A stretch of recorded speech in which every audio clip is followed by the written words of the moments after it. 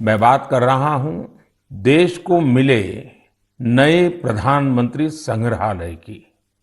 इस 14 अप्रैल को बाबा साहब आम्बेडकर की जन्म जयंती पर प्रधानमंत्री संग्रहालय का लोकार्पण हुआ है। इसे देश के नागरिकों के लिए खोल दिया गया है। एक श्रोता है श्रीमान सार्थक जी। सार्थक जी गुरुग्राम में रहते हैं और पहला मौका मिलते ही वो प्रधानमंत्री संग्रहालय देख आए हैं। सार्थक जी ने नमो ऐप पर जो संदेश मुझे लिखा है वह बहुत इंटरेस्टिंग है। उन्होंने लिखा है कि वो बरसों से न्यूज चैनल देखते हैं, अखबार पढ़ते हैं, सोशल मीडिया से भी कनेक्टेड हैं। इसलिए उन्हें लगता था कि उनकी जनरल नॉलेज काफी अच्छी होगी। लेकिन जब वे पीएम संग्रहालय गए तो उन्हें बहुत हैरानी हुई। उन्हें महसूस हुआ कि वे अपने देश और देश का नेतृत्व करने वालों के बारे में काफी कुछ जानते ही नहीं है।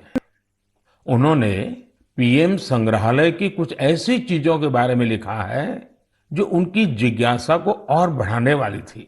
जैसे उन्होंने लाल बहादुर शास्त्री जी का वो चरखा देखकर बहुत खुशी हुई जो उन्हें ससुराल से उपहार में मिला था। उन्होंने शास्त्री जी की पासबुक भी देखी और यह भी देखा कि उनके पास कितनी कम बचत थी। सार्थक जी ने लिखा है उन्हें यह भी नहीं पता था कि मोरारजी भाई देसाई स्वतंत्रता संग्राम में शामिल होने से पहले गुजरात में डिप्टी कलेक्टर थे। प्रशासनिक सेवा में उनका एक लंबा कैरियर रहा था। सार्थक जी चौधरी चरण सिंह जी के विषय में वो लिखते हैं कि उन्हें पता ही नहीं था कि जमींदारी उन्मूलन के क्षेत्र में चौधरी चरण सिंह जी का बहुत बड़ा योगदान था।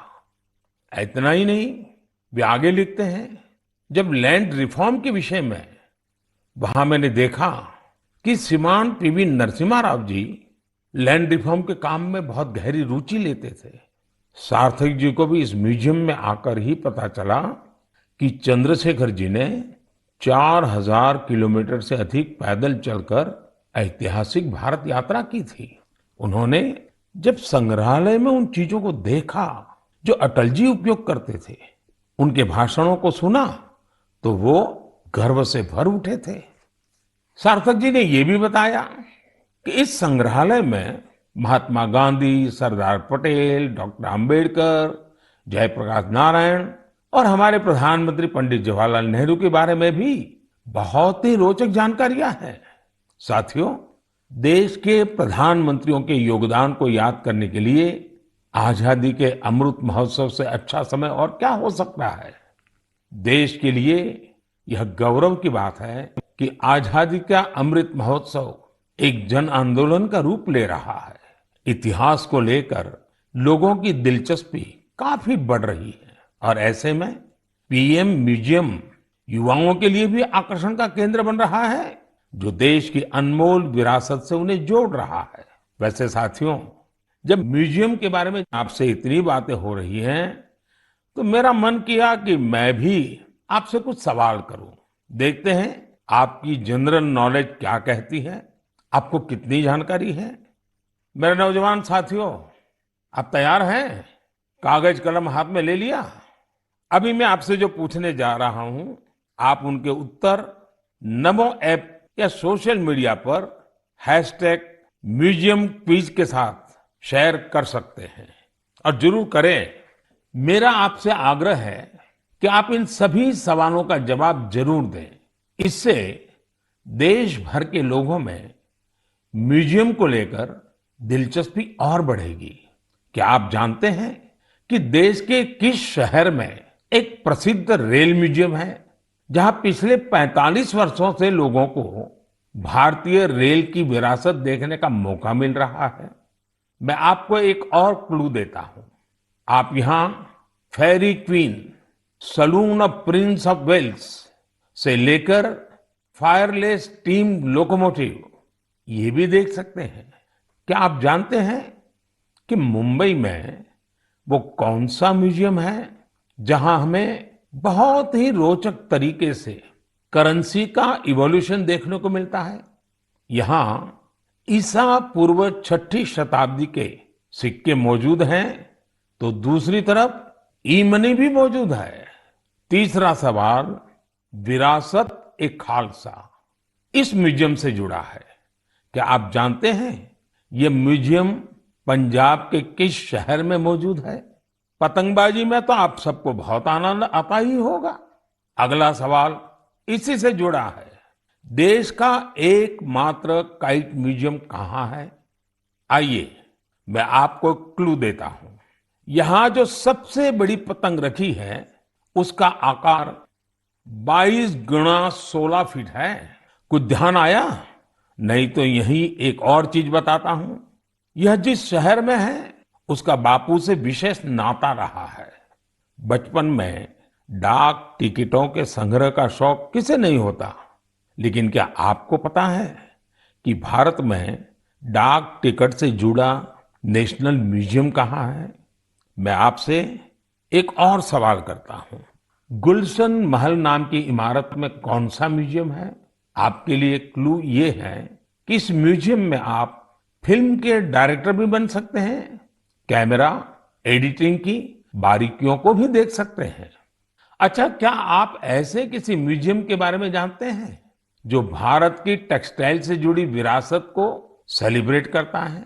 इस म्यूजियम में miniature paintings, Jain manuscripts, sculptures, बहुत कुछ है। ये अपने यूनिक डिस्प्ले के लिए भी जाना जाता है। साथियों, टेक्नोलॉजी के इस दौर में आपके लिए इनके उत्तर खोजना बहुत आसान है। ये प्रश्न मैंने इसलिए पूछे ताकि हमारी नई पीढ़ी में जिज्ञासा बढ़े, वो इनके बारे में और पढ़ें, इन्हें देखने जाएं।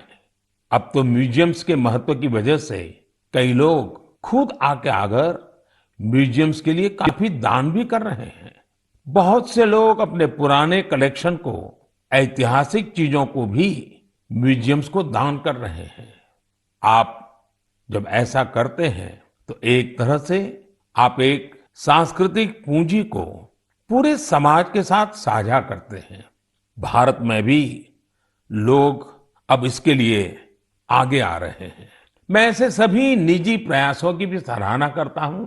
आज बदलते हुए समय में और कोविड प्रोटोकॉल्स की वजह से संग्रहालयों में नए तौर तरीके अपनाने पर जोर दिया जा रहा है। म्यूजियम्स में डिजिटाइजेशन पर भी फोकस बढ़ा है। आप सब जानते हैं कि 18 मई को पूरी दुनिया में इंटरनेशनल म्यूजियम डे मनाया जाएगा। इसे देखते हुए अपने युवा साथियों के लिए मेरे पास एक आइडिया है। क्यों ना आने वाली छुट्टियों में आप अपने दोस्तों की मंडली के साथ किसी स्थानीय म्यूजियम को देखने जाएं। आप अपना अनुभव #म्यूजियम मेमोरीज के साथ जरूर साझा करें। आपके ऐसा करने से दूसरों के मन में भी संग्रहालयों को लेकर जिज्ञासा जगेगी। मेरे प्यारे देशवासियों, आप अपने जीवन में बहुत से संकल्प लेते होंगे, उन्हें पूरा करने के लिए परिश्रम भी करते होंगे साथियों। लेकिन हाल ही में मुझे एक ऐसे संकल्प के बारे में पता चला जो वाकई बहुत अलग था, बहुत अनोखा था। इसलिए मैंने सोचा कि इसे मन की बात के श्रोताओं को जरूर शेयर करूं। साथियों, क्या आप सोच सकते हैं कि कोई अपने घर से ये संकल्प लेकर निकले कि वो आज दिन भर पूरा शहर घूमेगा और एक भी पैसे का लेन देन कैश में नहीं करेगा, नकद में नहीं करेगा। है ना ये दिलचस्प संकल्प? दिल्ली की 2 बेटियां सागरिका और प्रेक्षा ने ऐसे ही कैशलेस डे आउट का एक्सपेरिमेंट किया। सागरिका और प्रेक्षा दिल्ली में जहां भी गई उन्हें डिजिटल पेमेंट की सुविधा उपलब्ध हो गई। यूपीआई, क्यूआर कोड की वजह से उन्हें कैश निकालने की जरूरत ही नहीं पड़ी।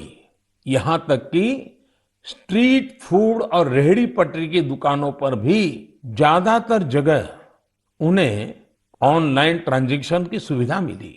साथियों, कोई सोच सकता है कि दिल्ली है, मेट्रो सिटी है, वहां ये सब होना आसान है। लेकिन अब ऐसा नहीं है कि यूपीआई का ये प्रसार केवल दिल्ली जैसे बड़े शहरों तक ही सीमित है। एक मैसेज मुझे गाजियाबाद से आनंदिता त्रिपाठी का भी मिला है। आनंदिता पिछले सप्ताह अपने पति के साथ नॉर्थ ईस्ट घूमने गई थी। उन्होंने असम से लेकर मेघालय और अरुणाचल प्रदेश के तवांग तक की अपनी यात्रा का अनुभव मुझे बताया।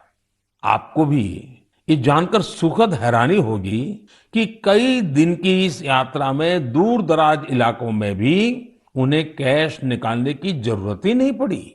जिन जगहों पर कुछ साल पहले तक इंटरनेट की अच्छी सुविधा भी नहीं थी, वहां भी अब यूपीआई से पेमेंट की सुविधा मौजूद है।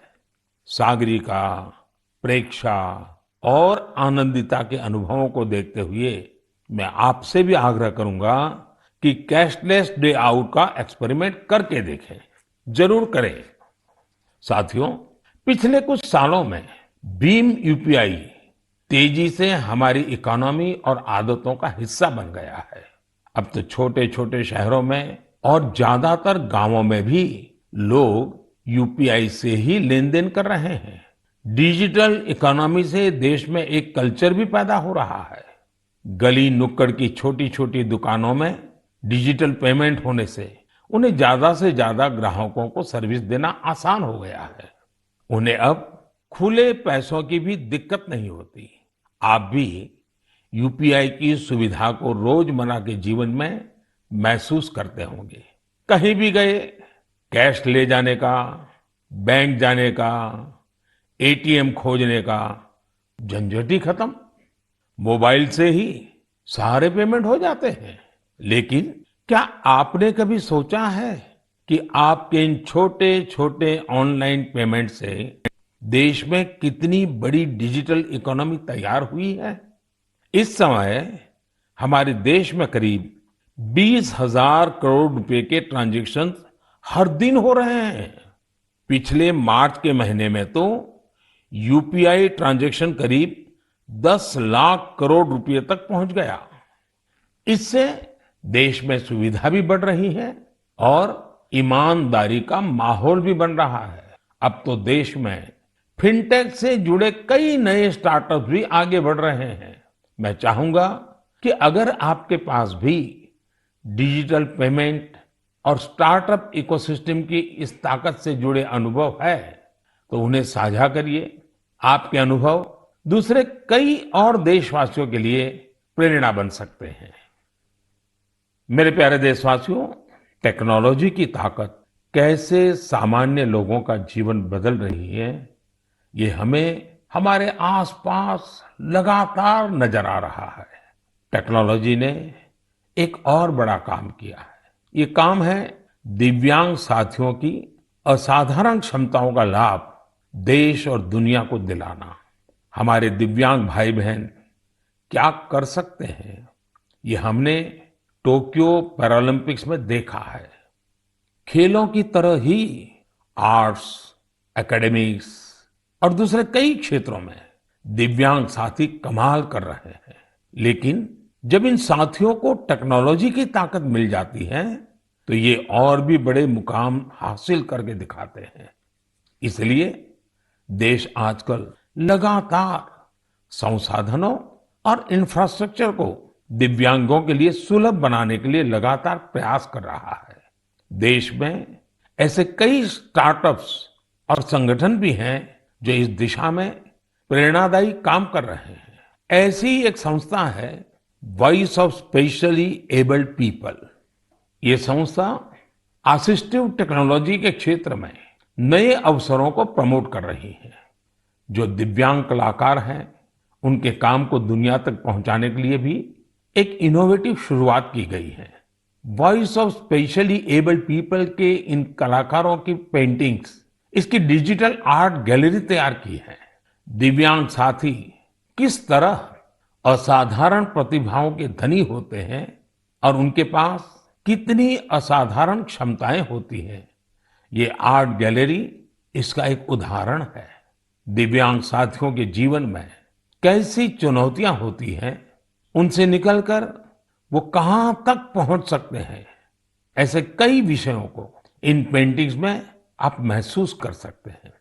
आप भी अगर किसी दिव्यांग साथी को जानते हैं, उनकी टैलेंट को जानते हैं, तो डिजिटल टेक्नोलॉजी की मदद से उसे दुनिया के सामने ला सकते हैं। जो दिव्यांग साथी हैं, वो भी इस तरह के प्रयासों से जरूर जुड़े। मेरे प्यारे देशवासियों, देश के ज्यादातर हिस्सों में गर्मी बहुत तेजी से बढ़ रही है।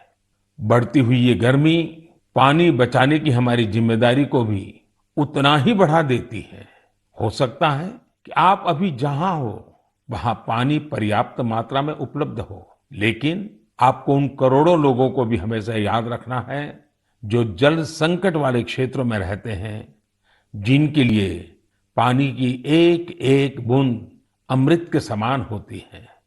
साथियों, इस समय आजादी के 75वें साल में आजादी के अमृत महोत्सव में देश जिन संकल्पों को लेकर आगे बढ़ रहा है, उनमें जल संरक्षण भी एक है। अमृत महोत्सव के दौरान देश के हर जिले में 75 अमृत सरोवर बनाए जाएंगे। आप कल्पना कर सकते हैं कि कितना बड़ा अभियान है। वो दिन दूर नहीं जब आपके अपने शहर में 75 अमृत सरोवर होंगे। मैं आप सभी से और खासकर युवाओं से चाहूंगा कि वो इस अभियान के बारे में जानें और इसकी जिम्मेदारी भी उठाएं। अगर आपके क्षेत्र में स्वतंत्रता संग्राम से जुड़ा कोई इतिहास है, किसी सेनानी की स्मृति है, तो उसे भी अमृत सरोवर से जोड़ सकते हैं। वैसे मुझे यह जानकर बहुत अच्छा लगा कि अमृत सरोवर का संकल्प लेने के बाद कई स्थलों पर इस पर तेजी से काम शुरू हो चुका है। मुझे यूपी के रामपुर की ग्राम पंचायत पटवाई के बारे में जानकारी मिली है। वहां पर ग्राम सभा की भूमि पर एक तालाब था, लेकिन वो गंदगी और कूड़े के ढेर से भरा हुआ था। पिछले कुछ हफ्तों में बहुत मेहनत करके स्थानीय लोगों की मदद से, स्थानीय स्कूली बच्चों की मदद से उस गंदे तालाब का कायाकल्प हो गया है। अब उस सरोवर के किनारे रिटेनिंग वॉल, चार दीवारी, फूड कोर्ट, फव्वारे और लाइटिंग भी न जाने क्या-क्या व्यवस्थाएं की गई हैं। मैं रामपुर की पटवाई ग्राम पंचायत को, गांव के लोगों को, वहां के बच्चों को इस प्रयास के लिए बहुत बहुत बधाई देता हूं। साथियों, पानी की उपलब्धता और पानी की किल्लत ये किसी भी देश की प्रगति और गति को निर्धारित करते हैं। आपने भी गौर किया होगा कि मन की बात में मैं स्वच्छता जैसे विषयों के साथ ही बार बार जल संरक्षण की बात जरूर करता हूं। हमारे तो ग्रंथों में स्पष्ट रूप से कहा गया है, पानीयम परमम लोके जीवानाम जीवनम समृतम, अर्थात संसार में जल ही हर एक जीव के जीवन का आधार है और जल ही सबसे बड़ा संसाधन भी है। इसलिए तो हमारे पूर्वजों ने जल संरक्षण के लिए इतना जोर दिया। वेदों से लेकर पुराणों तक हर जगह पानी बचाने को, तालाब, सरोवर आदि बनवाने को मनुष्य का सामाजिक और आध्यात्मिक कर्तव्य बताया गया है। वाल्मीकि रामायण में जल स्रोतों को जोड़ने पर, जल संरक्षण पर विशेष जोर दिया गया है। इसी तरह इतिहास के स्टूडेंट जानते होंगे, सिंधु, सरस्वती और हड़प्पा सभ्यता के दौरान भी भारत में पानी को लेकर कितनी विकसित इंजीनियरिंग होती थी। प्राचीन काल में कई शहर में जल स्रोतों का आपस में इंटरकनेक्टेड सिस्टम होता था और ये वो समय था जब जनसंख्या उतनी नहीं थी, प्राकृतिक संसाधनों की किल्लत भी नहीं थी, एक प्रकार से विपुलता थी। फिर भी जल संरक्षण को लेकर तब जागरूकता बहुत ज्यादा थी। लेकिन आज स्थिति इसके उलट है। मेरा आप सभी से आग्रह है, आप अपने इलाके के ऐसे पुराने तालाबों, कुओं और सरोवरों के बारे में जानें। अमृत सरोवर अभियान की वजह से जल संरक्षण के साथ साथ आपके इलाके की पहचान भी बनेगी। इससे शहरों में, मोहल्लों में स्थानीय पर्यटन के स्थल भी विकसित होंगे। लोगों को घूमने फिरने की भी एक जगह मिलेगी। साथियों, जल से जुड़ा हर प्रयास हमारे कल से जुड़ा है। इसमें पूरे समाज की जिम्मेदारी होती है। इसके लिए सदियों से अलग अलग समाज, अलग अलग प्रयास लगातार करते आए हैं। जैसे कि कच्छ के रण की एक जनजाति मालधारी जल संरक्षण के लिए वृदास नाम का तरीका इस्तेमाल करती है। इसके तहत छोटे कुएं बनाए जाते हैं और उसके बचाव के लिए आसपास पेड़ पौधे लगाए जाते हैं। इसी तरह मध्य प्रदेश की भील जनजाति ने अपनी एक ऐतिहासिक परंपरा हलमा को जल संरक्षण के लिए इस्तेमाल किया।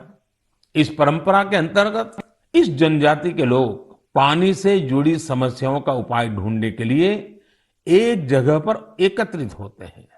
हलमा परंपरा से मिले सुझावों की वजह से इस क्षेत्र में पानी का संकट कम हुआ है और भूजल स्तर भी बढ़ रहा है। साथियों, ऐसे ही कर्तव्य का भाव अगर सबके मन में आ जाए तो जल संकट से जुड़ी बड़ी से बड़ी चुनौतियों का समाधान हो सकता है। आइए, आजादी के अमृत महोत्सव में हम जल संरक्षण और जीवन संरक्षण का संकल्प लें। हम बूंद बूंद जल बचाएंगे और हर एक जीवन बचाएंगे। मेरे प्यारे देशवासियों, आपने देखा होगा कि कुछ दिन पहले मैंने अपने युवा दोस्तों से, स्टूडेंट से परीक्षा पर चर्चा की थी। इस चर्चा के दौरान कुछ स्टूडेंट ने कहा कि उन्हें एग्जाम में गणित से डर लगता है। इसी तरह की बात कई विद्यार्थियों ने मुझे अपने संदेश में भी भेजी थी। उस समय ही मैंने ये तय किया था कि गणित, मैथमेटिक्स पर मैं इस बार के मन की बात में जरूर चर्चा करूंगा। साथियों, गणित तो ऐसा विषय है जिसे लेकर हम भारतीयों को सबसे ज्यादा सहज होना चाहिए। आखिर गणित को लेकर पूरी दुनिया के लिए सबसे ज्यादा शोध और योगदान भारत के लोगों ने ही तो दिया है। शून्य यानी जीरो की खोज और उसके महत्व के बारे में आपने खूब सुना भी होगा।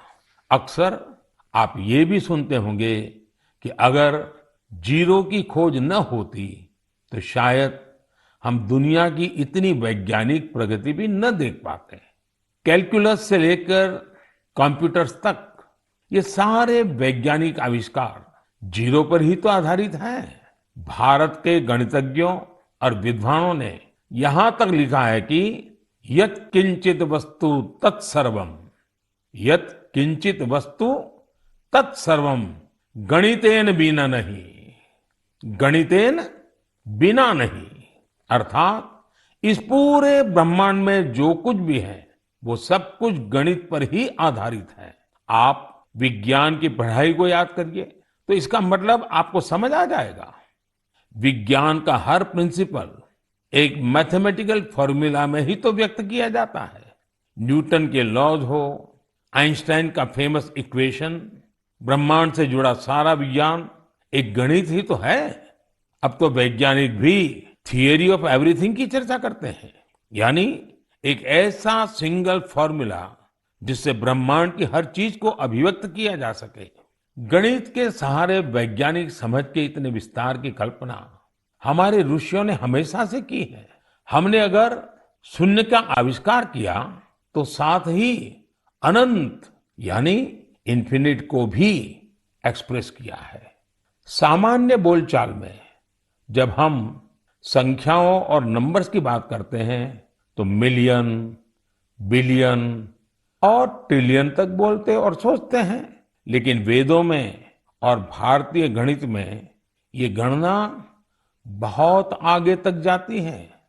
हमारे यहाँ एक बहुत पुराना श्लोक प्रचलित है, एकम दशम शतम चैव सहस्त्रम अयुतम तथा लक्षम च न्यूतम चैव कोटि ही अर्बुदम एव च वृंदम खर्वो निखर्व च शंख पद्म च सागर अंत्यम मध्यम परार्ध च दश वृद्धा यथाक्रमम। इस श्लोक में संख्याओं का ऑर्डर बताया गया है, जैसे कि 1, 10, 100, हजार और अयूत, लाख, नियूत और कोटि यानी करोड़। इसी तरह ये संख्या जाती है शंख, पद्म और सागर तक। एक सागर का अर्थ होता है कि 10 की पावर 57। यही नहीं, इसके आगे भी ओघ और महोघ जैसी संख्याएं होती हैं। एक महोघ होता है 10 की पावर 62 के बराबर, यानी एक के आगे 62 शून्य, 62 जीरो। हम इतनी बड़ी संख्या की कल्पना भी दिमाग में करते हैं तो मुश्किल होती है, लेकिन भारतीय गणित में इनका प्रयोग हजारों सालों से होता आ रहा है। अभी कुछ दिन पहले मुझसे इंटेल कंपनी के सीईओ मिले थे। उन्होंने मुझे एक पेंटिंग दी थी। उसमें भी वामन अवतार के जरिए गणना या माप की ऐसी ही एक भारतीय पद्धति का चित्रण किया गया था।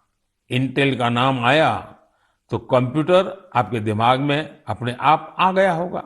कंप्यूटर की भाषा में आपने बाइनरी सिस्टम के बारे में भी सुना होगा, लेकिन क्या आपको पता है कि हमारे देश में आचार्य पिंगला जैसे ऋषि हुए थे जिन्होंने बाइनरी की कल्पना की थी। इसी तरह आर्यभट्ट से लेकर के रामानुजन जैसे गणितज्ञों तक गणित के कितने ही सिद्धांतों पर हमारे यहाँ काम हुआ है। साथियों, हम भारतीयों के लिए गणित कभी मुश्किल विषय नहीं रहा। इसका एक बड़ा कारण हमारी वैदिक गणित भी है।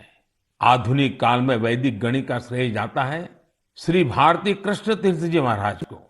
उन्होंने कैलकुलेशन के प्राचीन तरीकों को रिवाइव किया और उसे वैदिक गणित नाम दिया। वैदिक गणित की सबसे खास बात यह थी कि इसके जरिए आप कठिन से कठिन गणनाएं पलक झपकते ही मन में ही कर सकते हैं।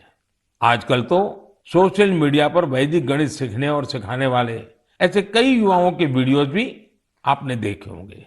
साथियों, आज मन की बात में वैदिक गणित सिखाने वाले एक ऐसे ही साथी हमारे साथ भी जुड़ रहे हैं।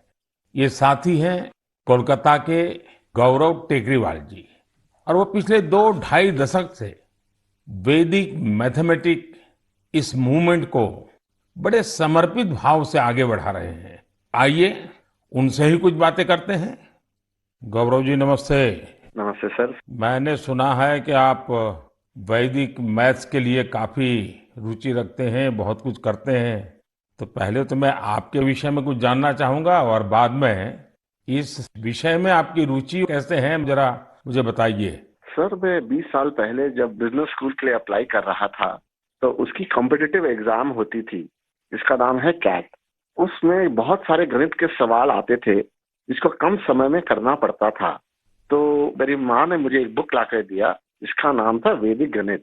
स्वामी श्री भारती कृष्ण तीर्थ जी महाराज ने वो बुक लिखी थी और उसमें उन्होंने 16 सूत्र दिए थे जिसमें गणित बहुत ही सरल और बहुत ही तेज हो जाता था। जब मैंने वो पढ़ा तो मुझे बहुत प्रेरणा मिली और फिर मेरी रुचि जागृत हुई मैथमेटिक्स में। मुझे समझ में आया कि ये सब्जेक्ट जो भारत की देन है, जो हमारी धरोहर है, उसको विश्व के कोने कोने में पहुंचाया जा सकता है। तब से मैंने इसको एक मिशन बनाया कि वैदिक गणित को विश्व के कोने कोने में पहुंचाया जाए, क्योंकि गणित की डर सर हर सृजन को सताती है और वैदिक गणित से सरल और क्या हो सकता है। गौरव जी, कितने सालों से आप इसमें काम कर रहे हैं? मुझे आज हो गए करीबन 20 साल सर, मैं उसमें ही लगा हुआ हूँ। और अवेयरनेस के लिए क्या करते हैं, क्या क्या प्रयोग करते हैं, कैसे जाते हैं लोगों के पास? हम लोग स्कूल्स में जाते हैं, हम लोग ऑनलाइन शिक्षा देते हैं। हमारी संस्था का नाम है वैदिक मैथ्स फोरम इंडिया। उस संस्था के तहत हम लोग इंटरनेट के माध्यम से 24 घंटे वैदिक मैथ्स पढ़ाते हैं सर। गौरव जी, आप तो जानते हैं मैं लगातार बच्चों के साथ बातचीत करना पसंद भी करता हूं और मैं अवसर ढूंढता रहता हूं, और एग्जाम वॉरियर से तो मैं बिल्कुल एक प्रकार से मैंने उसको इंस्टीट्यूशनलाइज कर दिया है।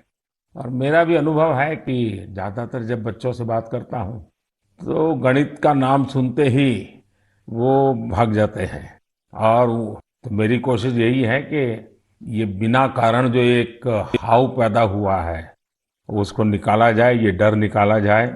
और छोटी छोटी टेक्निक जो परंपरा से है, क्योंकि भारत गणित के विषय में कोई नया नहीं है, शायद दुनिया में पुरातन परंपराओं में भारत के पास गणित की परंपरा रही है।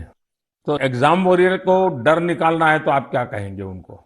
सर, ये तो सबसे ज्यादा उपयोगी है बच्चों के लिए, क्योंकि एग्जाम का जो डर होता है, जो हवा हो गया है हर घर में, एग्जाम के लिए बच्चे ट्यूशन लेते हैं, पेरेंट्स परेशान रहते हैं, टीचर्स भी बहुत परेशान होते हैं। तो वैदिक गणित से ये सब छू मंतर हो जाता है। इस साधारण गणित की अपेक्षा में वैदिक गणित 1500% तेज है, और इससे बच्चों में बहुत कॉन्फिडेंस आता है और दिमाग भी तेजी से चलता है। जैसे हम लोग वैदिक गणित के साथ योग भी इंट्रोड्यूस किए हैं, जिससे कि बच्चे अगर चाहे तो आंख बंद कर भी कैलकुलेशन कर सकते हैं वैदिक गणित पद्धति के द्वारा। वैसे ध्यान की जो परंपरा है उसमें भी इस प्रकार से गणित करना, वो भी ध्यान का एक प्राइमरी कोर्स भी होता है। Right sir. चलिए गौरव जी, बहुत अच्छा लगा मुझे, और आपने मिशन मोड में इस काम को उठाया है, और विशेष करके आपकी माताजी ने एक अच्छे गुरु के रूप में आपको ये रास्ते पर ले गई, और आज आप लाखों बच्चों को उस रास्ते पर ले जा रहे हैं। मेरी तरफ से आपको बहुत बहुत शुभकामनाएं। शुक्रिया सर, मैं आपका आभार व्यक्त करता हूँ सर कि वैदिक गणित को आपने महत्व दिया और मुझे चुना सर, तो वी आर वेरी थैंकफुल। बहुत बहुत धन्यवाद। नमस्कार। नमस्ते सर। साथियों, गौरव जी ने बड़े अच्छे तरीके से बताया कि वैदिक गणित कैसे गणित को मुश्किल से मजेदार बना सकता है। यही नहीं, वैदिक गणित से आप बड़ी बड़ी साइंटिफिक प्रॉब्लम्स भी सॉल्व कर सकते हैं। मैं चाहूंगा सभी माता पिता अपने बच्चों को वैदिक गणित जरूर सिखाएं। इससे उनका कॉन्फिडेंस तो बढ़ेगा ही, उनके ब्रेन की एनालिटिकल पावर भी बढ़ेगी।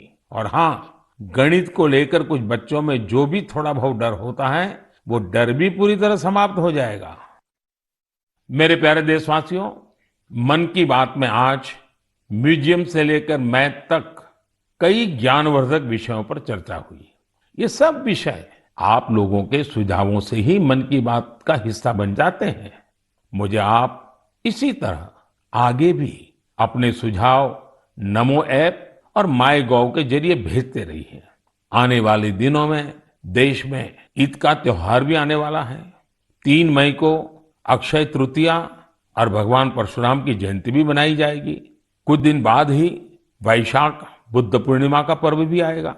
ये सभी त्योहार संयम, पवित्रता, दान और सौहार्द के पर्व हैं। आप सभी को इन पर्वों की अग्रिम शुभकामनाएं।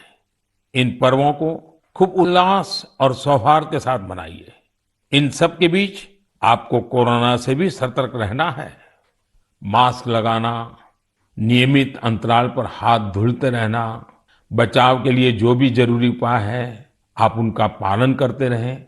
अगली बार मन की बात में हम फिर मिलेंगे और आपके भेजे गए कुछ और नए विषयों पर चर्चा करेंगे। तब तक के लिए विदा लेते हैं। बहुत बहुत धन्यवाद। इंडिया टीवी हर वक्त हर जगह डाउनलोड करने के लिए सर्च करें India TV news Google play store या ऐप स्टोर पर।